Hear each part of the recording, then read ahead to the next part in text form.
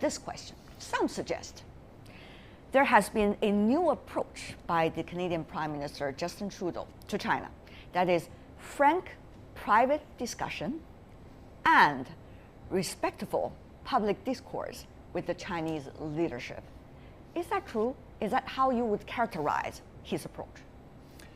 We don't have information on how Prime Minister Trudeau talks to the Chinese leader in on private. The private, yes. But what we are observing is that he's managing to have a very frank yet respectful tone when it comes to dialogue with the Chinese leaders.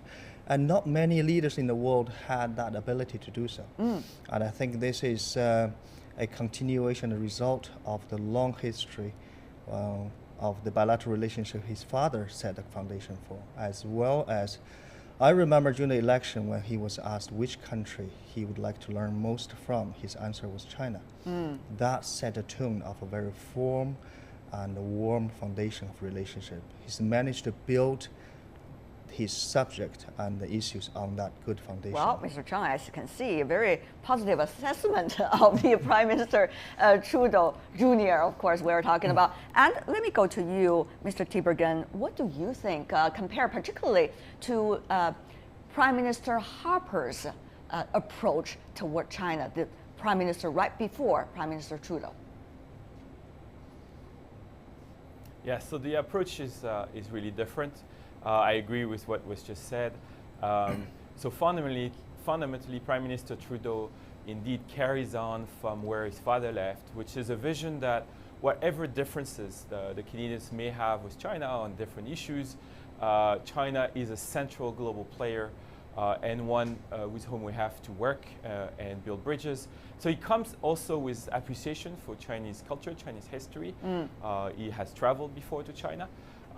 And while acknowledging, whatever public opinion feels and trying to fight for Canadian interest, he really comes from a different position from where Stephen Harper was. However, Mr. Yang, you might understand this better because you've been working in North America for years for the Chinese embassies there, that there sometimes is a simplified understanding of relations with China, let's just say, from some of the Western countries, whether it's human rights or whether it's trade. What do you make of this, what some believe a simplified version of understanding of relations? And where does Canada come from, do you think, now?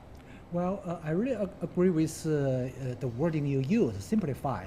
In general, compared with the Chinese understanding about Canada and the Canadian understanding about China, there's a huge imbalance. Say, Chinese understand more about Canada than Canadian understand China. So that is one of the fundamental reasons, say, the regular or ordinary Canadian people understand China with a very simple way. Either red or black or human rights or trade.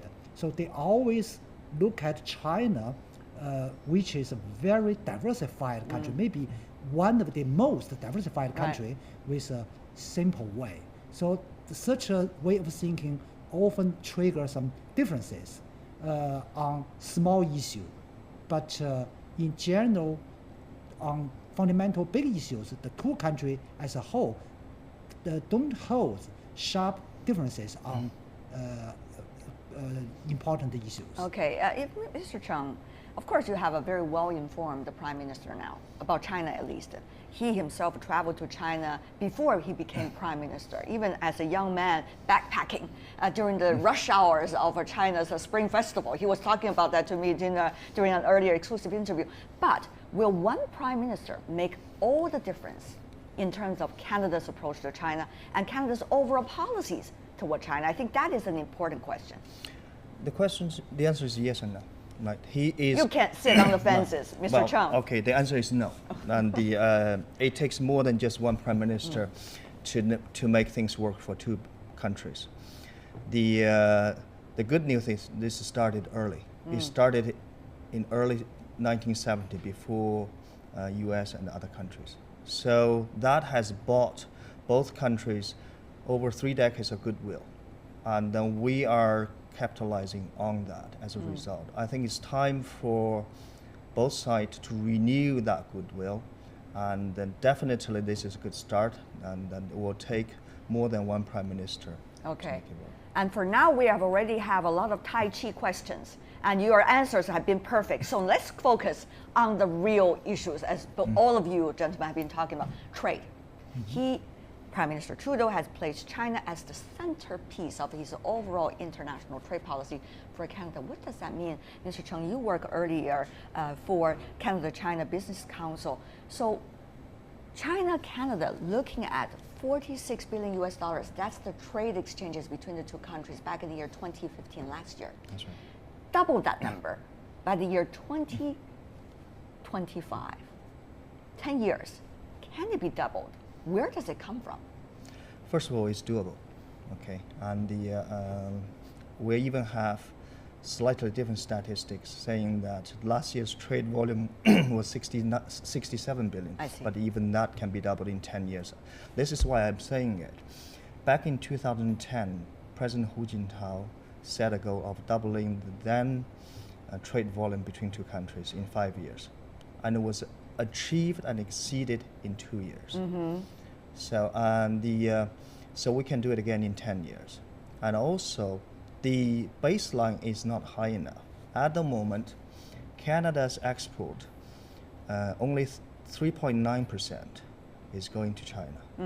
And on top of that, Canada is having a deficit in trade.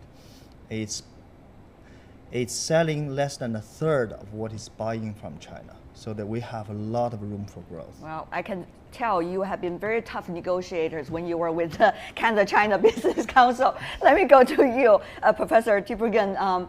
What about that? I mean, the trade itself. Now, Prime Minister Trudeau has managed to get Canada with China the access market to the Chinese market, canola, for example, which is a very important export product of Canada.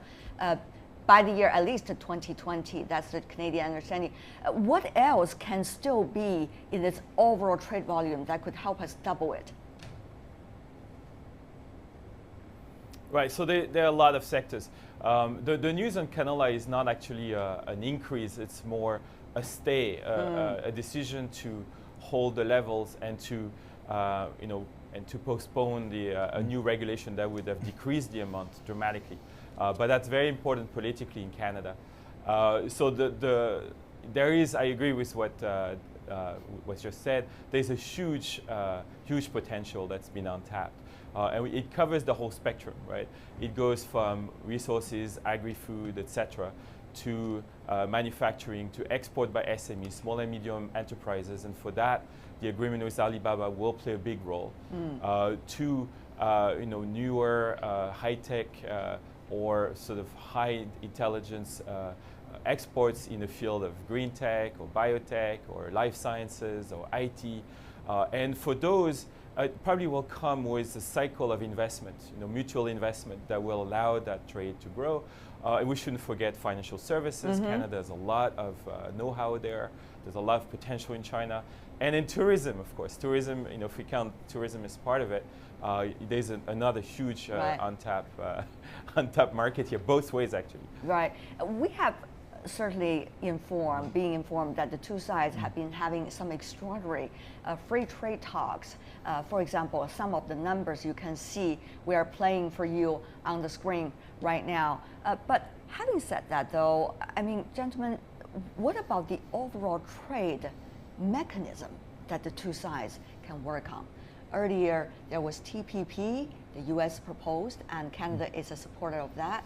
And recently, during his trip to China, the Canadian Prime Minister committed Canada to a member of the AIIB, another interesting infrastructure mechanism that China and others initiated. US is not part of it. Mr. Cheng, will that provide new alternative? How big will those alternatives be? I think it's very significant.